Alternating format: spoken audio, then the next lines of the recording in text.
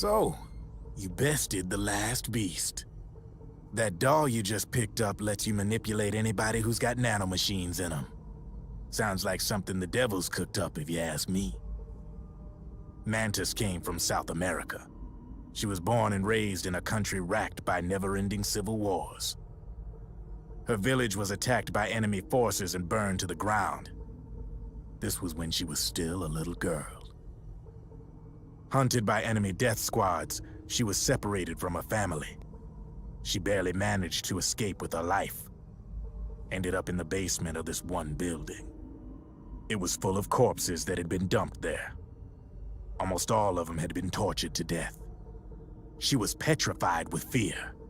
And then, she heard the sound of heavy boots on the floor above her, followed by shrieking screams. The kind that would make every hair on your body stand straight up. She had stumbled across a makeshift torture chamber. Somebody'd locked the door, and she was trapped. It was dark, it was dank, and it was full of a wretched stench. She couldn't sleep with the screams of torture victims all around her. All she could do was sit curled up in one corner of the room, trembling. A week passed, then 10 days. She managed to keep hydrated by drinking the filthy water pooled up on the floor, but there was no food. Being trapped in that kind of place, half crazy from hunger, did a serious number on her mind. Did you know female mantises eat their mates? The screams went on day and night. She covered her ears, but it didn't help. And then, she was saved by a little black mantis that taught her how to block out the screams, how to plug up her inner ears. What the hell are you talking about? I'm saying, Snake, that when she couldn't stand the hunger any longer, she started feeding on the corpses. But only the male ones. She didn't realize who was doing it. In her mind, it was a female mantis devouring her mates. It was like one big twisted waking dream. There was no mantis, of course. It was all a hallucination.